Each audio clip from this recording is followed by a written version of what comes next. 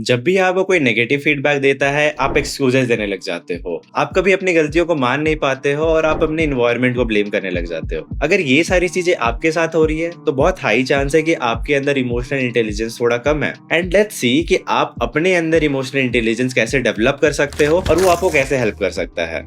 Hi everybody, my name is Shudhanshu Kundu and in this video we are going to discuss about emotional intelligence. And if you are interested in such topics like self-improvement and personal development, make sure you hit the subscribe button because मुझे इन सारे topics पे video बनाना काफी पसंद है। Once you are done with it, let's begin.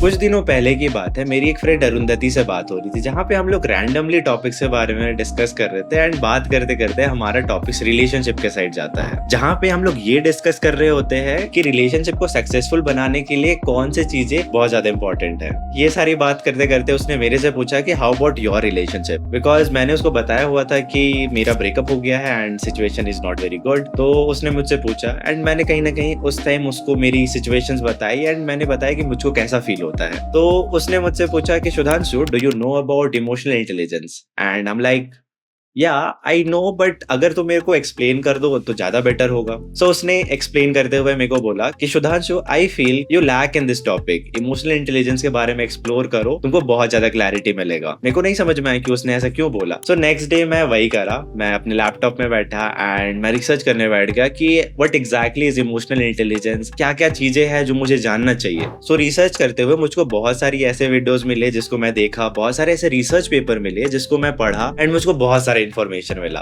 And उन सारी learning को मैं इस वीडियो में कंपाइल करके आप सभी के साथ शेयर करूंगा, ताकि आप इन सारी इंफॉर्मेशन को अपने लाइफ में इनकॉर्पोरेट कर पाओ और आप अपने इमोशनल साइड को और बेटर कर पाओ। As per mental health America, emotional intelligence is the ability to manage both your emotions and understand the emotions people around you. Emotional intelligence हमारी वो एबिलिटी है जहाँ पे हम अपने इमोशंस के साथ साथ दूसरों के इमोशंस को भी समझने की कोशिश करते हैं। इमोशनल इंटेलिजेंस हमारे इमोशन को समझने में मदद करता है, साथ में सामने वाले के इमोशंस को भी समझने में मदद करता है और साथ में ये हमें इंटेंस सिचुएशन में काम रहना भी सिखाता है। इमोशनल इंटेलिजेंस के 5 के एलिमेंट्स है। पहला सेल्फ अवेयरनेस, दूसरा सेल्फ रेगुलेशन, तीसरा एम्पैथी, चौथा motivation and last social skill. तो चलिए समझते हैं कि आप इमोशनली इंटेलिजेंट कैसे बन सकते हो bye knowing these 5 elements. Self awareness. Self awareness हमारे खुद के इमोशंस और फीलिंग्स को समझने में मदद करता है, ताकि हम अपने इमोशनल स्टेट को बैलेंस कर सके एंड इमोशंस में आके स्टूपिड डिसीजंस ना ले। सपोज कीजिए कल आपको कॉलेज में एक स्पीच देना है एंड अनफॉर्चुनेटली आपको स्टेज फियर है, आप काफी नर्वस है, आप स्टेज में जाने से पहले आपके पैर शेक करने लग जाते हैं। इस सिचुएशन में आपको अपने इमोशंस को समझना है, 1 मिनट का पॉज लेना है एंड अपने आप को रिलैक्स कर सिचुएशन से अवेयर होना है। अपने आप को अश्योरिटी देना है कि yes you can do it and audience भी यही चाहती है कि आप स्टेज में जाए और अच्छे से परफॉर्म करें। Second thing is empathy.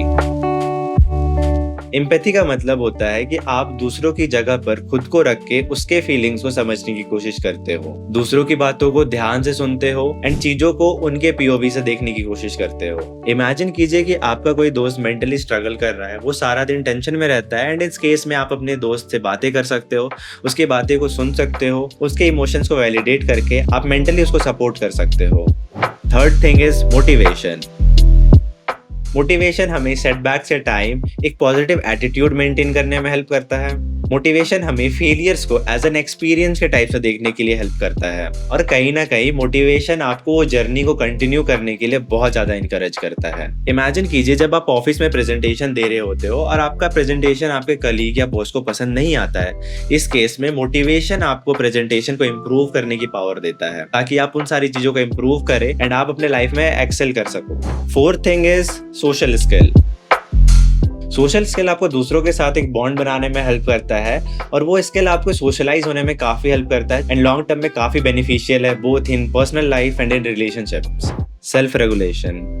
Self regulation हमें हमारे इमोशंस को रेगुलेट करने में हेल्प करता है, ताकि इंटेंस सिचुएशन में हम कोई भी ऐसी गड़बड़ी ना करें या फिर हम ऐसी चीजें ना करें जो प्रॉब्लमैटिक हो। फॉर एग्जांपल, काफी सारे स्टूडेंट जब एग्जाम देते हैं उनके अंदर एंजाइटी और फियर होता है और इस वजह से वो एग्जाम्स में क्वेश्चंस के आंसर्स आते हुए भी वो नहीं लिख पाते हैं। इस केस में आपको खुद को प्रेशराइज नहीं करना है, आपको अपने इमोशंस को रेगुलेट करना है और अपने माइंड को रिलैक्स करने के बाद क्वेश्चंस के आंसर सोचने हैं। In a nutshell, let's memorize these things. First, be aware of your emotions. Second point is be empathetic. Situations को आप अपने पीओवी से तो देखो ही देखो एंड सिचुएशन को सामने वाले के पीओवी से भी देखने की कोशिश करो. Third point is stay positive. Negative situation को अपने आप को पॉजिटिव रखना सीखो और उसको एज अ अपॉर्चुनिटी देखो कुछ नया चीजें सीखने के लिए. Fourth point is socialise yourself and develop the community वाला feeling. Fifth thing is regulate your behaviour and practise to be calm in very intense situations. So this is about this video and thank you for watching. And if you want to dig deeper into how you can create good habits while creating the bad habits, make sure you watch this video. Thank you.